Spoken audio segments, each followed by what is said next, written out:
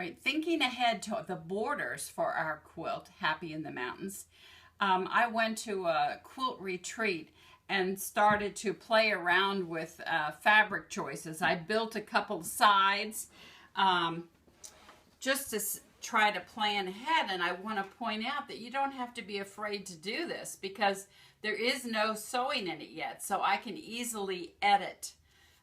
After studying my photograph, I decided that I liked the two tones around this sort of a center red square there, and I think it'll help your eye move around the quilt. So I'm going to replace one of these sections here. I didn't like it just solid gold, and I didn't like it the white there, so I'm going to show you editing that piece. All right, this is the same process for if we've lost a piece. We showed you earlier about finding and or replacing a lost piece. So we're just going to, before we pull this out of here, we already have a pattern here. We're just going to trace that edge of the fabric on a clear piece of plastic. Sometimes I use a sandwich bag just cut open. You could tape it, but I'm just holding this. If you wanted to use a straight edge, you could too, but you can also feel the edge of the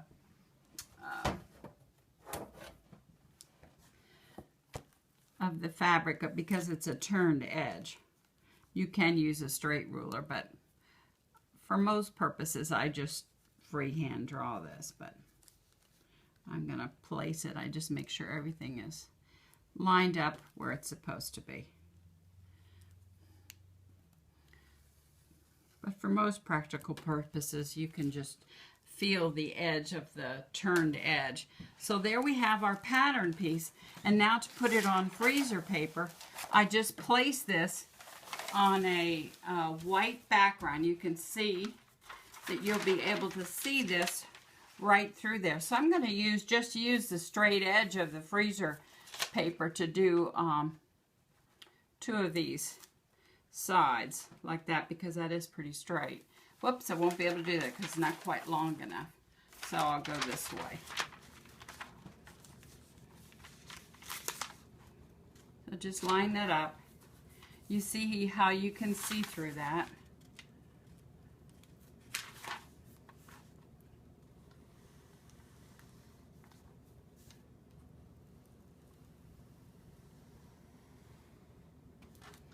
Okay, so we've used the plastic on top to make our pattern, and then we've added seam allowances to every side with our magic button, and now we're going to replace this piece.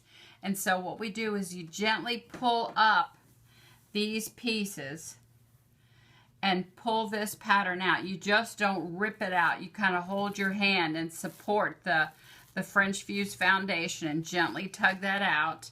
And now you can tell what needs to be turned or what needs to be sealed down. So this is a turned edge on that side. So we can just put that, and this is a turned edge. This needs to be turned right here. That's the raw edge there. And let's see. And this is a raw edge. So what we're going to do is turn this edge and this edge. And this one gets stuck under here and that goes there. So we're going to turn the edges that need to be turned first. So we put the glue on the back side of the pieces that we're going to turn the edge. That's the first gluing. And you use your fingers to press it back.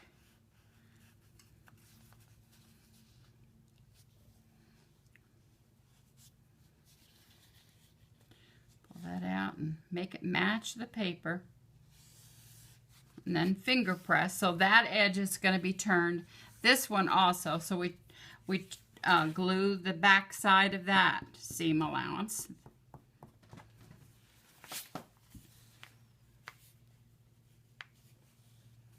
Have the paper facing you and make it match the paper.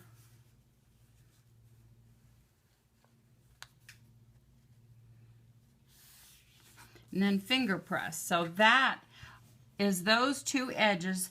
Now we have to glue the back of those, and we also have to glue this on the front side, on the right side, because those are already turned edges. That will be tucked under there. So we're just gonna,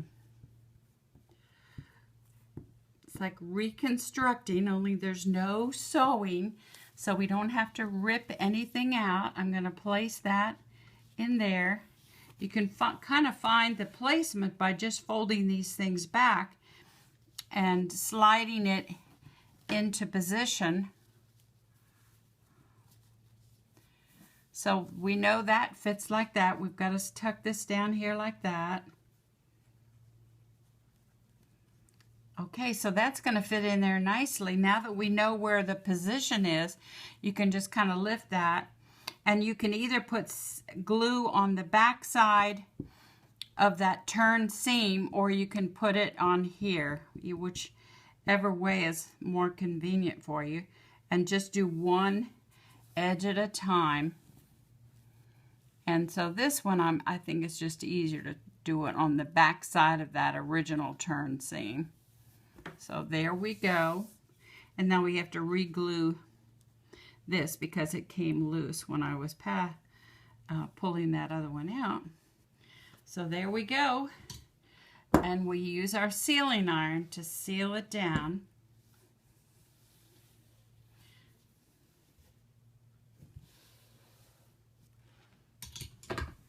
And I'm going to find my sewer stiletto, and now I can remove that paper. So you only replace one piece at a time. Even if I was going to replace that also, I would only replace one piece at a time, because the other pieces that you leave keep your placement for that. And then I'll glue that again. So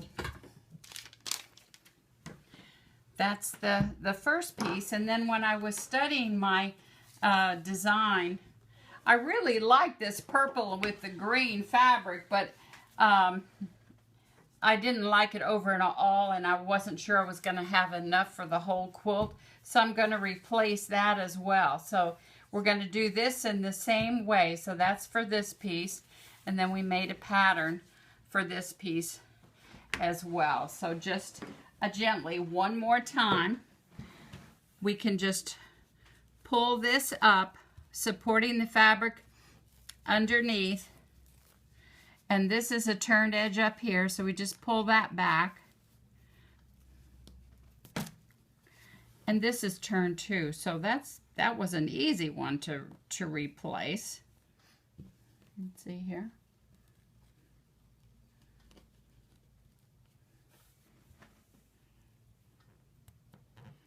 There. You just grab a hold of it, and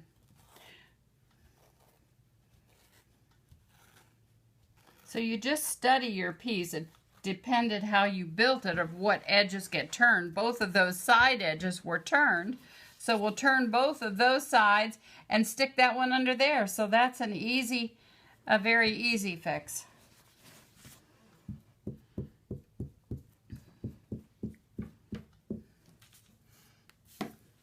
Anyway, I hope this will give you confidence to try some different fabrics, and then if you really don't like it, you can also easily edit your work. Just take it a step at a time. Just don't pull your whole thing apart. Just take one piece out at a time, holding your placement for the other pieces. Gluing on the back. That's the first gluing.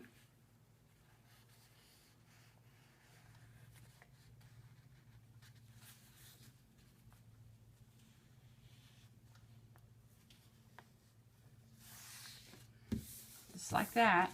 So this goes this way, and because that was a turned edge, we're going to put glue right there, and we have to do the second gluing on those turned edges. So I can do all that at one time. I'll just turn this over and do the second gluing on that turned back edge, and then because this is going to be tucked under those turned edges, I'll just put glue on the front of that.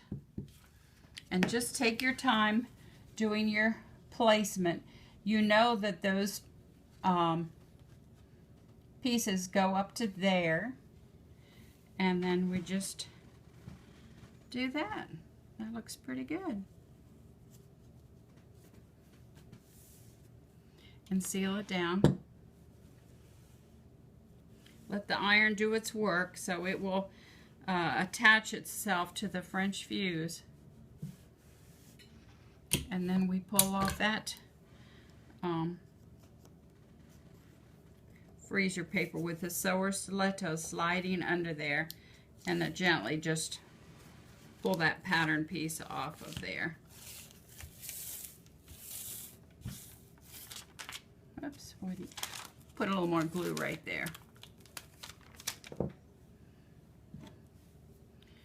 So whatever comes loose, you want to be generous with the glue, because that's what's holding your quilt top together until after you've got it stitched and quilted all at the same time. So it was helpful to build a few sides here and try to figure out what we want to do for the borders. So this is a short side, and there'll be a short side here, and this is one of the long sides. And this was the original plan, to have it this way, and we just didn't like that. That was not very interesting. So you can see we've already edited this corner. We built this with a dove in the corner, so there'll be 4 doves in the corner, and we changed out some of that fabric as well too. So when you we will be building this 4th side, and then you'll be able to see the whole construction through with the plan that we know we're going to follow. So happy quilting, everybody.